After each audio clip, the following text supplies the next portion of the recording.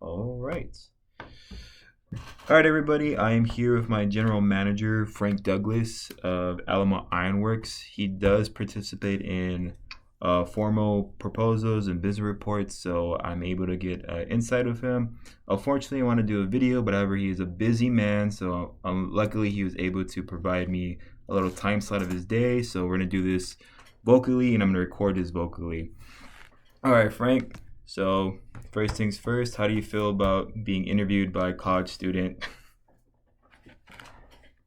Oh, well, I'd have to say, normally I might feel kind of weird about it, but, being that you gave me the cordial invitation that you did, I'm actually kind of excited because Daniel has been with us for a while now, and I've got to see him grow. And it's an honor to work with somebody with the work ethic like you do have, Daniel. So I'm actually excited to be interviewed, and that's why I did make the time for you. Awesome, awesome. Thank you, sir. So, obviously, we're going to keep the questions short and simple. So, the first question is, how long have you been doing business reports and proposals? So I would have to say that this is probably going to be reserved to the maybe the last 10 years of my career.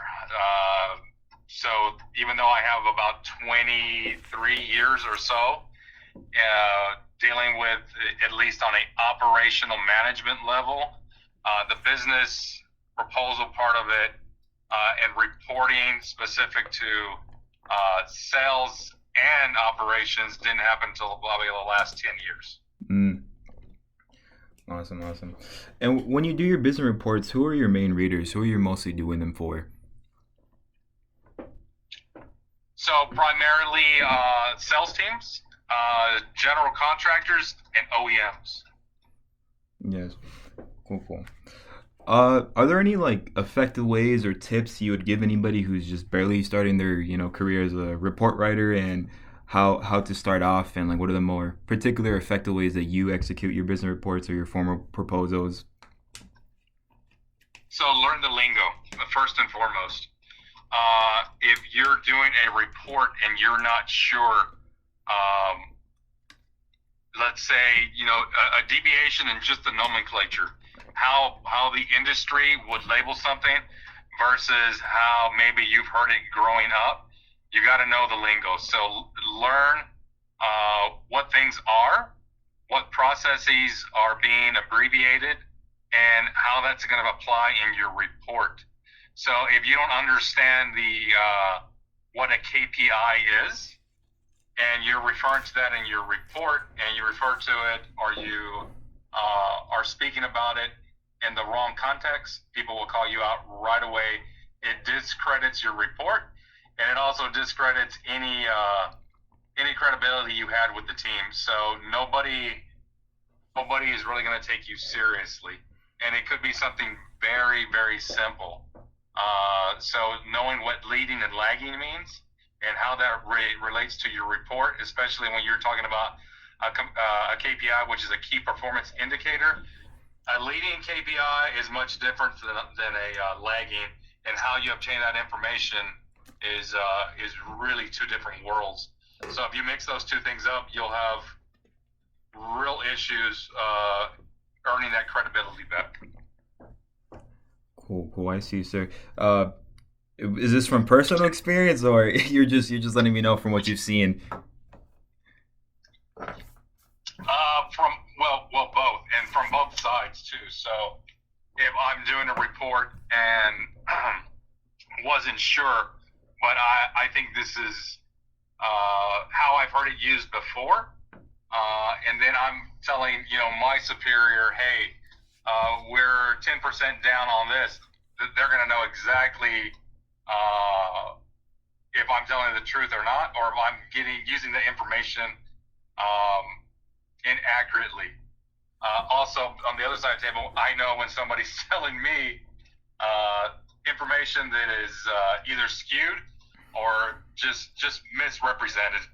So it works both ways, and then it's hard for me to trust that person with bigger projects or more critical information. if they can't even fill out the report correctly, how am I expecting them to do more data mining or going in and further giving an assessment on a report that we're going to make critical decisions on? Yeah, of course. All right, well, here's the final question I have for you, sir. What are your usual obstacles or challenges when it comes to conducting a formal proposal and turning in business reports? So your biggest challenge is going to be bringing the team together, right? Your most difficult aspect to any research being done for the proposal or like meeting the timeline is working with other individuals. So you have to make sure that the team has clear direction. They have to know what deadline you're trying to hit, by when you're trying to hit it, and when to throw up a flag. So, and what I mean is when to say, hey, we are stuck at this point and we're not going to be able to venture further. And do we get this? And this is waiting on Phil. Okay, we need to meet with Phil, and not in a negative,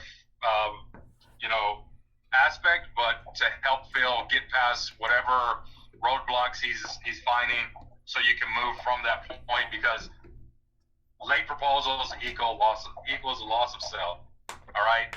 Usually, what we find is with the first proposal they see. Now, while it's pretty wise to price shop, and that is going to play a part into it, if you're doing your research, you're going to be competitive. Now, your top 10 competitors are also doing their research. So, what leg do you have up? Making a complete sell, meaning procurement of all the items that they're asking inside that proposal, whether it be material, whether it be processing, having that, but having it as soon as possible in front of your customer. So those are going to be your primary challenges. Knowing how to go to market with it and doing it in a timely fashion, bringing the team together so that everybody's on the same page. You're only as good as your let's say, the least informed person. We're not even talking about skill set. Skills you can teach, but your least informed, especially because of poor communication internally, is going to be, that's your strongest suit. So make sure everybody's informed. I see, I see. All right, Frank. Well, that is all the questions I needed to get from you, and I do appreciate your time. And I should probably interview a lot more because I feel like I start understanding, sides of the business a lot more better when I'm talking to you like this. But do you have anything else left to tell my fellow students and my professor, anything, sir? I would leave you with this last tidbit. So don't become discouraged. When you have a setback, use it as a learning opportunity. Now, I know that sounds cliche, but it's absolutely 100% true. If you make a mistake, just think about it as an opportunity to build a skill set or build the rounding out your skills and learning from that mistake, because you're going to learn more from your mistakes and dealing with real world situations than you are by trying to make everything perfect the first time. Like, learn from those mistakes. They'll teach you serious lessons. Don't get discouraged and keep your head up. If you act confident, people will also feed off of that.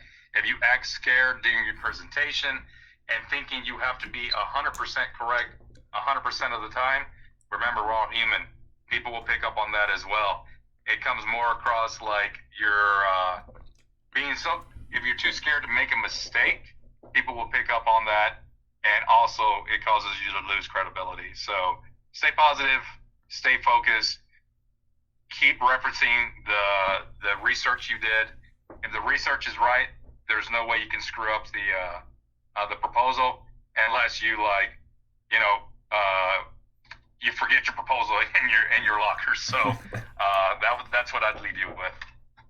All right, awesome, Frank. Thank you for your time. I do appreciate everything you obviously do for me, sir, and I really appreciate you helping me out with this project. You have a good day, sir. Yeah, you as well, man. Be blessed. Bye bye. All right, bye bye.